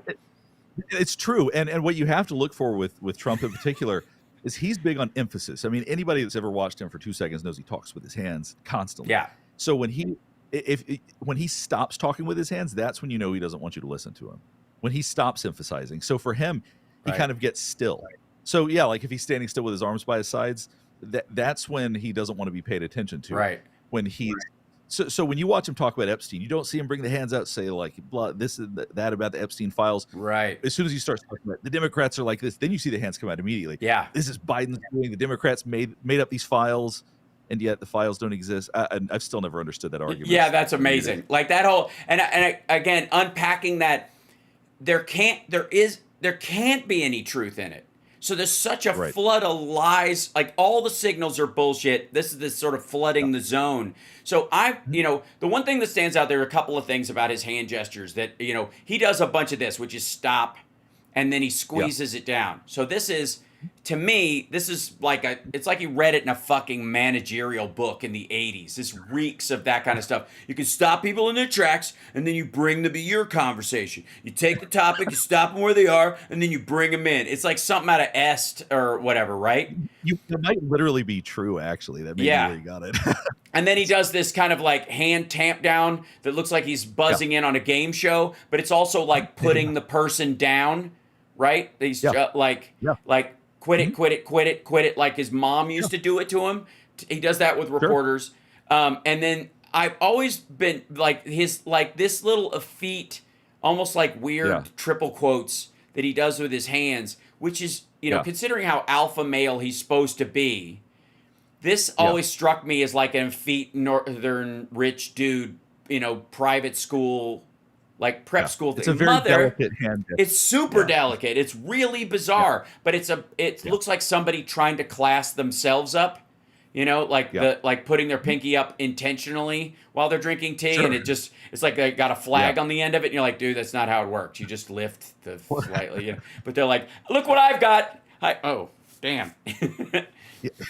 Well, yeah, he's got a lifetime of practicing this. So a lot of those gestures, I think, are really ingrained with him because he's been doing them for a long, long time. I mean, you can go back and look at him from the 80s. He still does a lot of that stuff. He's been practicing this forever. Yeah, that's what I mean. I think, like, you know, he attacked Gavin Newsom for his hand gestures the other day because Newsom he's got it down. Like, he's been working on this stuff for a while. Like, I walked with Gavin Newsom from Harvey Milk Square to the Supreme Court for marriage equality when he was mayor of San Francisco. Really great guy. I mean, he was still with Kimberly Guilfoyle. This is how long ago, you know, in his journey.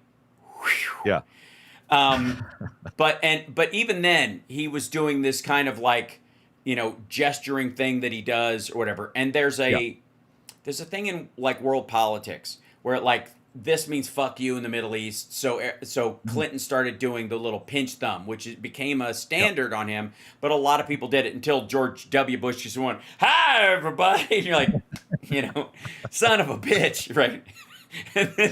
But like Trump doesn't care. This is like something poor people do. So he's never going to do it, right? But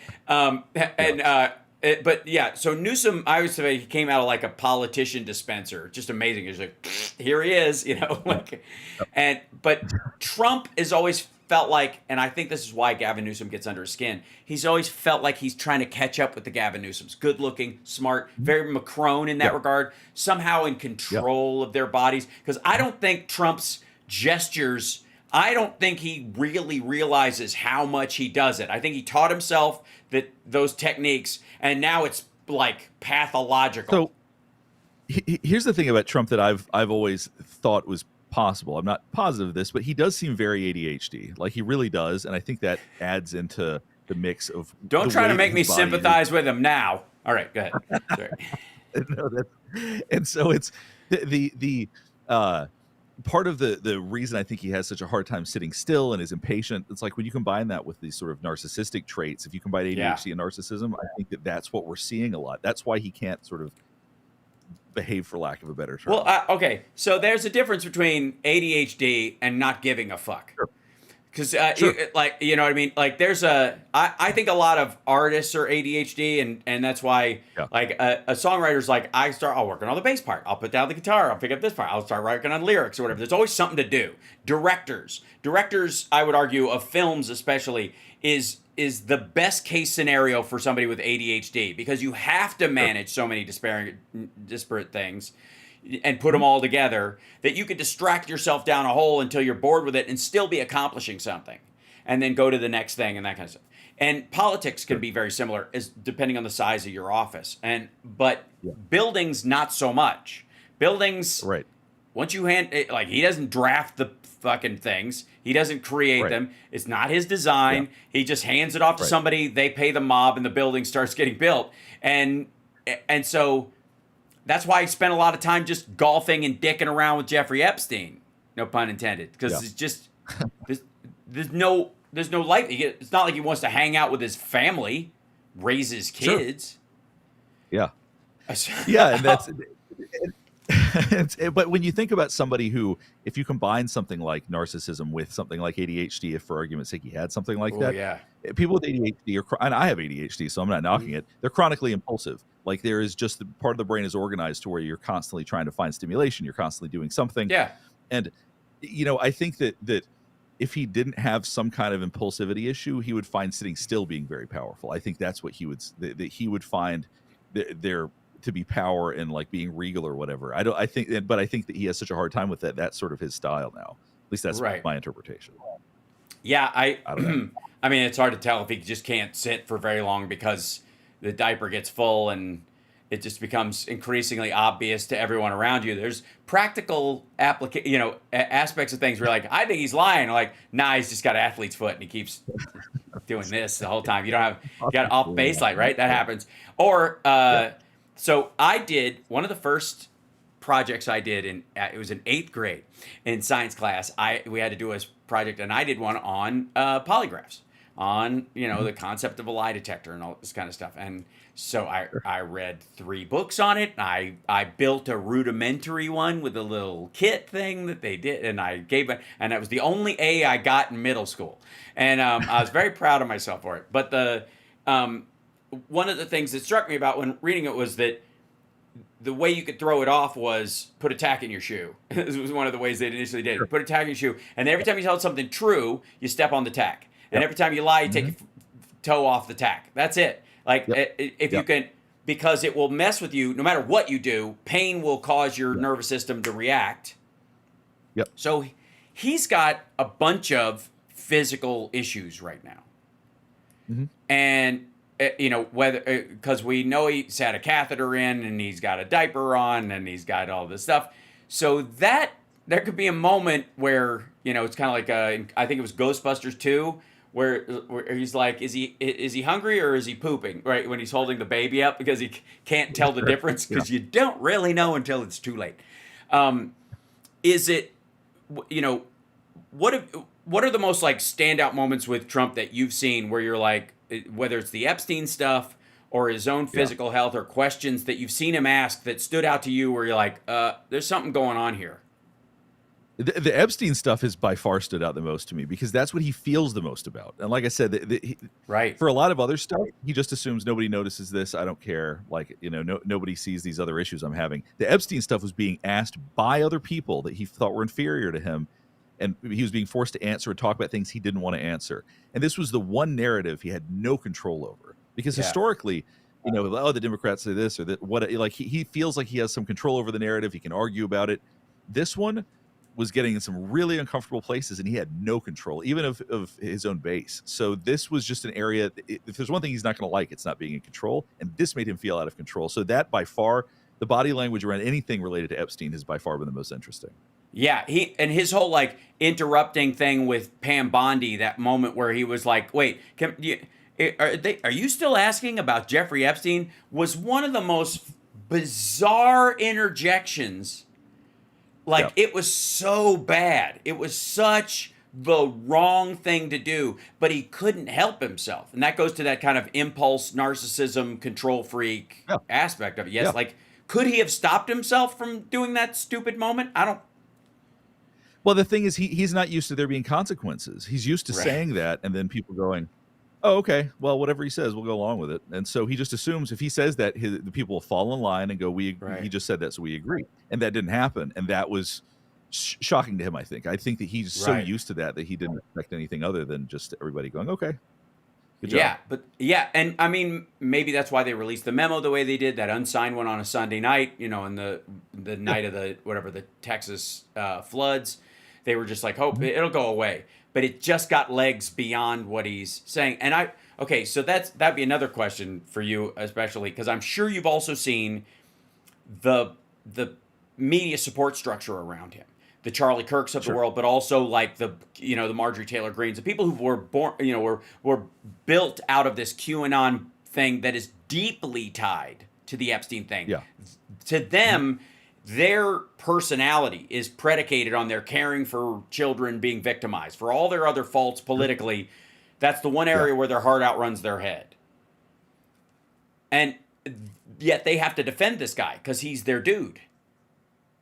So the structure that he's built, that to his credit, I think works really well, is that he will physically call people if they don't say what he wants on an interview or something like that and say, hey, why didn't you have my back? Why didn't you do this? People know they have to answer to him. So Right. as soon as Trump, like with Charlie Kirk, I believe, if I remember this correctly, pretty shortly after Charlie Kirk came out and was like, we need to stop talking about the Epstein files, like he fell in line immediately. Like he did not question it at all. That was on a Monday. So I have the unfortunate in my job of breaking down these videos as well, like the whole thing. And Charlie Kirk on a Monday went, I'm done talking about it. And then the next day he was like, actually what I meant was I was done for the day, which he didn't say at all. It was like, that was a total lie. But he had to jump back to it because his audience, and that's that balance, that audience capture versus their support for Trump. That's what they're fighting with right now. Because the audience is, it means something to them. Maybe Trump can't imagine that they would care. Well, he's just, I think that he feels like if he just repeats the same thing over and over again, eventually they will relent and then just go with him. Sure. And stop. I mean, that's what it just bludgeon people into accepting what he has to say, and it might work in the long run. I mean, for his base, they might eventually go, yeah, all right, I'm sick of the Epstein stuff. I guess we'll just go with what he said. I gotta say, I don't see it going anywhere. Like everywhere go, like I don't either. I hope. Yeah, not, he desperately wants it to just kind of move on. You could argue that most of the shit he's stirring in the world right now, and is to cover for this, almost all of it. But I have to believe that all the shitstorm he's going through, all the fallout from his supporters, all the people who are like, who traditionally kept him afloat with a huge section of his voters, that losing them. Whatever is in the Epstein files is worse. Lying to them, faking them out, promising them and not delivering is terrible, and they will hate him for it. But if they knew what was actually in there, that's worse. Sure. And I think that's the case. I think that's absolutely the case. But interestingly, and this is my own theory, I could be completely off base about this. I don't think Trump is actually worried about what it says about him. I think it's just that he has so many friends and associates that are part of it. Because I think if it was about him, they just redact it anyway. I don't think that anything about Trump would ever get out publicly regarding the Epstein files. So I think a lot of it has more to do with the promises he's kept to other people and the fact that he wants to be powerful and in control of this. So it could be because of awful stuff about him, but I think it has. He's so pathologically confident about this stuff. I don't think he worries about that. I think it's about everything else and just being in control of these files and making sure that the people he's promised he would never let it get out. Right. Those are the things I think he's concerned about. I think. I don't think he worries about himself. I do. And having read like the stuff about the actual Epstein stuff and that Michael Wolff coming out about those pictures, because I don't think he's worried about being busted with underage girls. I don't think he believes whether he was engaged in it or not. The lawsuit against him where he allegedly sexually assaulted a 13-year-old. I think he feels that like there's no material evidence they can bring up. There's no blue dress or photograph or video. So he feels confident that doesn't exist, whether it happened or not. But the Michael Wolff pictures that he talks about where there were like these young women basically giving him a lap dance poolside topless, and then they're laughing at this stain on his pants. And Michael Wolff saw those pictures out of Epstein's safe. I've followed a lot of stuff. I haven't heard about this aspect of it. So there may be some. So Michael Wolff, in his multiple interviews with Jeffrey Epstein apparently showed him a stack of Polaroids that he had of Trump poolside at this gathering where these topless girls of an indeterminate age were like hanging on him and sitting on his lap. And then at one point there is literally a picture of him with a big wet stain on his pants. And they're all pointing at his crotch and laughing. And Epstein had this picture. So, do I think those girls are underage? Maybe not. But that doesn't matter. Because they look at, and to Trump, that that'll be enough. And so that panic, and those things, a lot of the evidence at the house went missing during the first scan of Epstein's properties because they didn't have a warrant to take the stuff. They had a warrant to like photograph evidence but not remove it. Thanks, Bill Barr. And then it came back the next day and a bunch of it was gone. Right. Right. So much of this is fucking sketchy as hell. Yeah. I don't. Have you dug into like the guards or any of that stuff on the Epstein? Oh yeah. Yeah. I've covered all that. I haven't the only thing I haven't apparently read is the Michael Wolff stuff. Everything else I'm pretty familiar with. Yeah, I've spent a lot of time analyzing the guards and all of that stuff. So yeah, there's I've got a lot of opinions about those things. Oh, please. Well, I want to before I ask you about those, I want to encourage you to go look at like the Daily Beast's Michael Wolff clips of him. He's on the regular on Trump. They have the show called Trump's Brain now, where he talks about, because he's interviewed him so many times and he knows all these people, that he's talking about what he's seeing behind the scenes. And I think it would be very helpful to have somebody like you break down how truthful, or how, maybe not truthful, but like how open he's actually being. Like, does he know more than he says? Those kind of things, which you can really tell. And you look at, God damn it, like you look at some of the stuff he says and you're like, dude, if you'd have just reported this 6 years ago, we wouldn't be in this mess. It's like Woodward stuff. But on the other hand, he didn't have physical access to this stuff, and Donald Trump was president of the United States, and a helicopter that was flying from Atlantic City with a couple of his business partners never made it back to New York. And so whether that it was something Trump did or his buddies did, it's in the back of your head, I have no doubt. The guards, okay, so the people around the Epstein death, you've looked at those, the people involved, and, Yeah, so I watched, for better or worse, I watched all 10 hours of the footage of the before Epstein was found dead. Okay, so they released that. So I've read the 128-page report released by the DOJ, which is terrible, by the way. Yeah, it covers what happened that night. So I've never, and I'll be a little bit vague saying this. There's one of the guards who I have concerns about being compromised. I don't want to say the name specifically. I don't want to point them out because I could be wrong. I don't want to put any undue pressure on anybody. But there are reasons that I have to believe that one of the guards may have been involved and at least or has more knowledge about what happened than they've said. Sure. Okay. Well, and okay, there's a couple of things. One is everybody has their rotating Epstein favorite possible conspiracy. He did kill himself, but they pushed him to it by threatening him or other people. He didn't do it, and they did it to him, made it look like it. An inmate did it. They sent in a team of ninjas, whatever. Or he's alive and he paid for his own exit, and which is my personal favorite because they had him on a ventilator when they were wheeling him out. You don't do that if somebody's been pronounced dead on the floor. You don't. Yeah. You don't. So that struck out to me. Like, so I'm like, if I was a multi-billionaire and I was facing a long jail term and I knew I could escape the country and I was worth $20 billion and I could spend $1 billion and get myself out of a jail. Yeah. You do it. And it wouldn't be that hard. And the people that, even if people went to jail, they'd be like, I can work here 10 years. I'm never going to make any money, but I can go to jail for 10 years. And when I get out, there's going to be a huge payday waiting for me. That kind of stuff. If they catch me, if they throw me in jail, right? It's an interesting theory. I personally believe he was murdered. I feel pretty strongly about that, but a lot of people have said, what if he's alive? I think that's obviously possible as well. That one feels like it would require so much more organization and so many more people to not say anything, I guess. I don't know. But I don't know. I don't know. I mean, all you got to have is the two guards saying he's dead. Well, I checked his neck. That's it. And then the crew that shows up to pick him up is paid off. That's true. Off you go. Like, it's easier him faking his own strangulation and just laying there, and the guards going, I checked his pulse, he was dead, right? And then they wheel him out of there is way easier than sending somebody in to kill him and get them out in the process, right? So, yeah.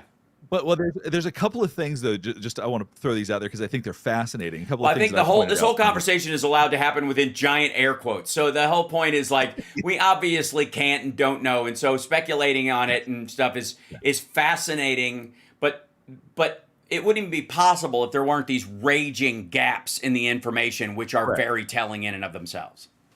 That's right. And one of the things to me that just stands out is that he was hung by strips of of sheets and of torn up jumpsuits, basically. Yes. And they're tear resistant. If you Yeah. actually tore that, like, I don't think I could do. I'm a pretty big dude. I don't think I could tear those things. Just like be like trying to rip a pair of Dickies or something. Like you can't. Yeah. They're not Right. terrible. And there were lots of them. It looked like they were doing laundry in his cell. Super weird. That's right. And you would have heard this. That's the thing. Because Yeah. when they find him hung in his cell, one guy pulls him down. It rips the piece of cloth hanging there, and the other guard who's outside says she could hear it rip, and that made me realize they didn't. If you could hear that teeny little piece rip, you would have heard him shredding these things. So there's just so much small stuff that makes no sense. And Well, the knot is still the knot is still in place. Like on the floor, they show the thing. Huh? Why would it rip if you're just taking it off of his head? Like, so odd. Unless they just yanked him down, which would, like, what are you trying to strangle him? Right. That's that's the other part. So yeah, I say it's just fascinating. And the one other thing I'll say, because this is the thing that really got me, is you can see somebody in an orange jumpsuit go up the stairs at a time when after we're all locked in. So it's wild. Yeah. And I'm like, sorry, the president of the United States was the dude's wingman for a quarter century. The only two friends, you could argue that the only two people that Donald Trump has genuinely considered a friend, a confidant, not a transactional person, and probably because they shared so many traits, it was like one of the few people he could speak openly to. Both are dead pedophiles, Roy Cohn and Jeffrey Epstein. Like, those were the two. I mean, you look at The Apprentice, like the movie, and the story about his relationship with Roy Cohn and his friendship with Epstein, as Epstein describes it and as Trump used to. That, you know, these are the closest descriptions you've ever heard him speak about, like a close personal friendship with any kind of, maybe as father figures in the case of Roy Cohn, and you know, and the replacement for Fred, his brother. You know, which was what Epstein did, and then they could both be just like, you know, gross all over fucking West Palm. Okay, so the story about Trump kicking him out. Yeah, I'm sure you saw the video of him saying he was poaching employees. Thoughts? Yeah. Well, that was an interesting one because that actually disproved. So one of the challenges that Ghislaine Maxwell, or Ghislaine, I always say her name and people get pissed, but I could give a fuck if I'm saying her name right. But exactly right, fuck her. Yeah. Yeah, that's how I feel. Yeah, jizz bucket. I call her jizz bucket. It's okay. Yeah. But she had basically said, yeah, we never poached anybody from there. Like, that didn't happen. And then you have Trump specifically by name saying that Virginia Frey, you know, that they did. So yeah, I think that there's definitely some weird stuff around that, no question. That's something that really stood out to me. But Trump, when he was talking about that, he seemed pretty open about the fact that, oh yeah, like, you know, that was Virginia Giuliani. I'm pretty sure she worked for us. So, well, okay, so if you follow the sort of cascade of stories about why they stopped being friends, the big one that Stephen Chung pushes is that he kicked him out for being a creep. This story, there's this apocryphal story, which is absolute bullshit. That Trump heard or caught or whatever wind of Epstein hitting on the daughter of a member of the club, and that was the last straw. And he was like, he became persona non grata after that. And that was the story that everybody has used as weight against Trump's relationship with Epstein. That, like, oh, he kicked him out for being a creep. That was the story. Well, the whole, like, he poached employees. That's not kicking him out for being a creep. That's just like, he took, I was looking at her. Like, you know, like there's a. Well, and the idea that somehow, so if we go back to the video of Trump and Epstein at a party from like the 80s, I don't know if you've seen that, where like Trump's dancing and Epstein's next to him and they're laughing together. If you look at the body language, Trump's very open and like, you know, wanting to party, and Epstein's really awkward actually. Like, he is somebody who seems pretty reserved. He seems super uncomfortable in the party situation. He's just got a lot of socially anxious body language. So I think the idea that he was hitting on a member or whatever, that feels less likely to me. Totally. That doesn't really add up to what I've well, seen. I mean, that was how people like Glenn Beck justified their support for Trump and their belief. But then Trump blew it out of the water. He literally said he was taking employees, he was hiring them away. He was poaching employees. And you're like, he wasn't hiring, he was abducting these women. Like, if you worked with a woman who was a Bundy victim, you wouldn't go, Ted Bundy took my employee. Yeah. What the Right. fuck? Like, that's what a stunningly gross thing. Like, were you getting massages from her there?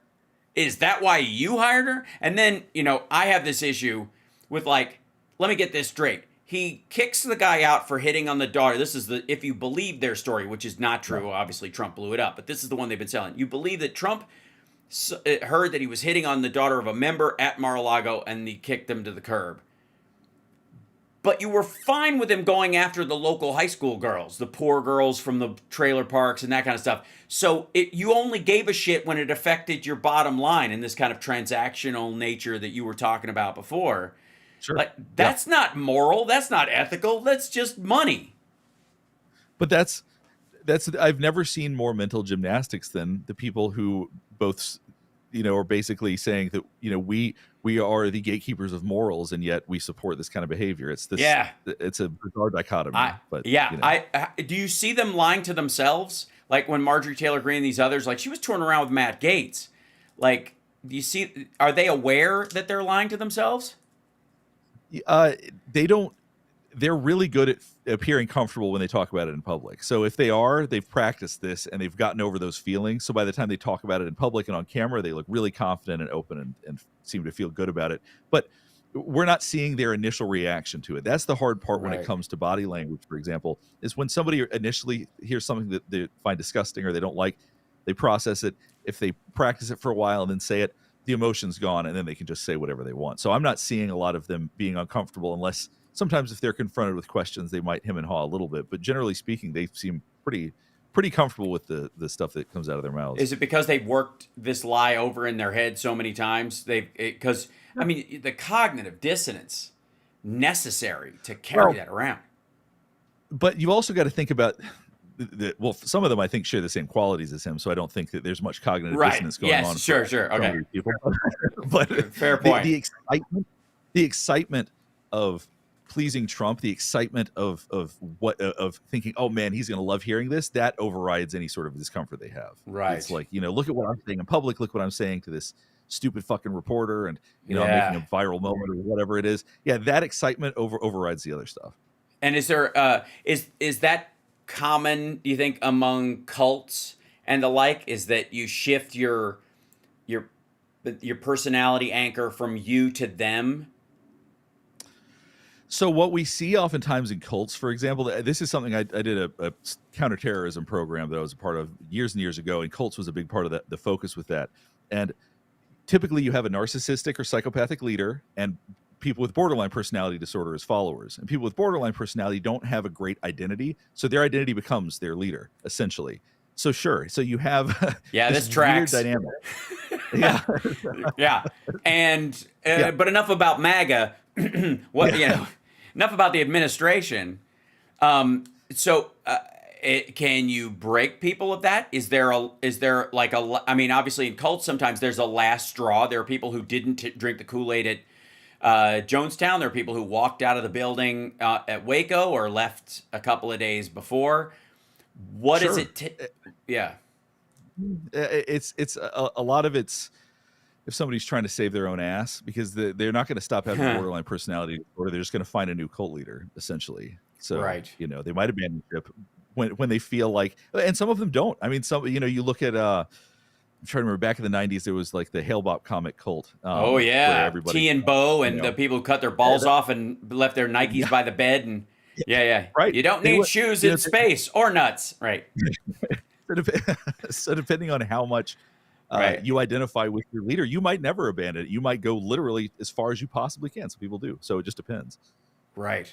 I'm amazed. Dr. G, we're getting to the end of the hour, and I have so many more questions for you, and I greatly appreciate it. I'd love to have you on again sometime, especially if Trump actually resurfaces at some point in any meaningful way, which I have my doubts almost at this point. I mean, I would be shocked if he didn't, but part of me would also be like, this clock's about the time we thought, right? But Dr. G Explains is also your YouTube channel, right? So it's just at Dr. G Explains.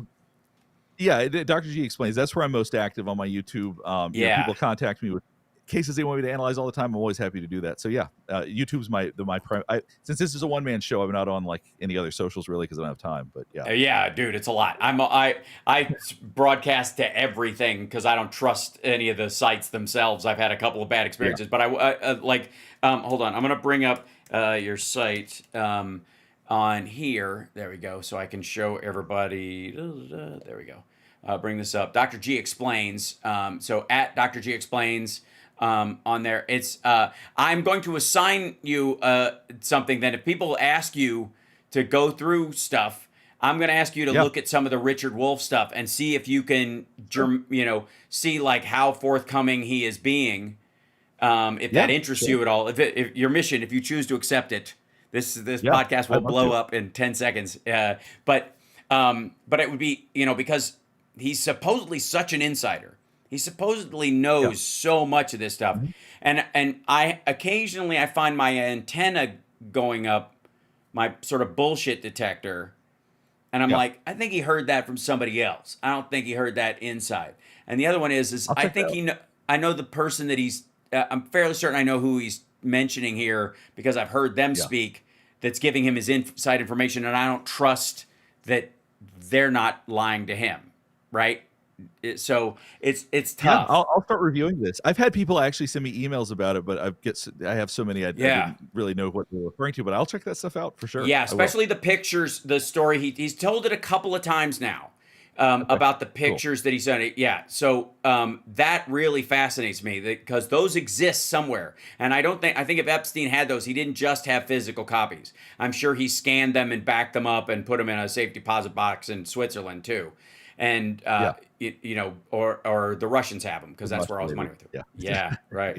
I really appreciate you being on, Dr. G. It's a pleasure, and my girlfriend and I will continue to enjoy your breakdowns of the true crime stuff because that's our aperitif on the evening. That's how we wind down.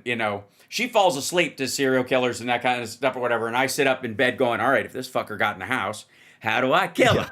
Okay, where's his weak spots? Right, because that's what I feel like is my job as the man. So I sit there like wide awake, like, I got to find out how this ends. How'd they catch this son of a bitch, right? Yeah. So, anyways, go ahead. No, well, I appreciate it, man. I loved being on here. Anytime you want me on, I'll talk about whatever you want. Beautiful. I love this stuff. I would love to. Next time you come on, again, if Trump comes back out and he starts defending his health live instead of just through posts, I'd love to take a look at that with you. That's a great idea. Yeah. No, I would love to. I would love to come on here and do that. Excellent. Sure. All right. Well, appreciate it, brother. Thank you so much for coming on, and we'll see you again. Dr. G Explains, everybody. Fantastic. All right, and I'll let you go, and then you can go up on your own. There you go. Isn't that awesome? Thanks so much, Dr. G. And Andrea, thank you for setting that up. Yeah, it was fantastic. So greatly appreciate it. Yeah, I had a great time. Yeah, thanks. And I get to talk politics a little because on my channel I try to be neutral as best as I can. So. Yeah. Well, we will get there eventually. Absolutely. We'll get into the depth of it because shit, there's so many videos. I'd like to ask you a question, but I'm going to put a pin in things going. I'm going to need to ask Dr. G about that. Okay. So thank you so much, brother. And thanks, everybody. I will see you guys this afternoon for the afternoon show, 3:00, House Parks Mega Worldwide. Like, subscribe, give a thumbs up, support the show, etc., etc., etc. And wait, I've got my outro music that I'll play on my own. And this goes out to everybody who's selling the idea that Trump is perfectly healthy and he looks great. Because you know, this is a bullshit. And thanks to everybody who watched the live stream of the Flapper show. It was so good. Appreciate it. See you this afternoon.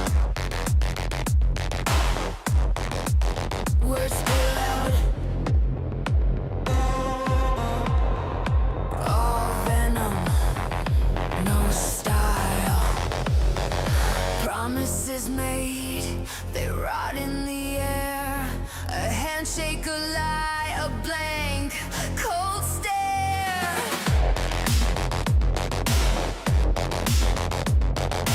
Puppets dance, the strings are tight.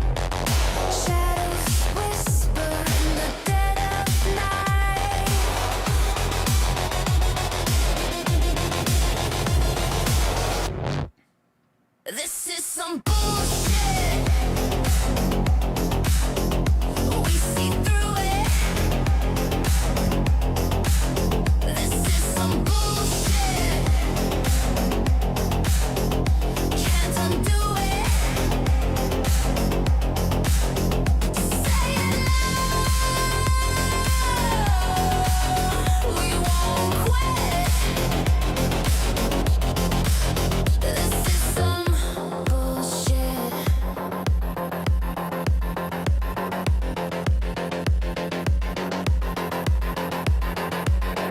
Thin truths that crumble like ash. Golden thrones built on stolen cash. We raise our fists, we break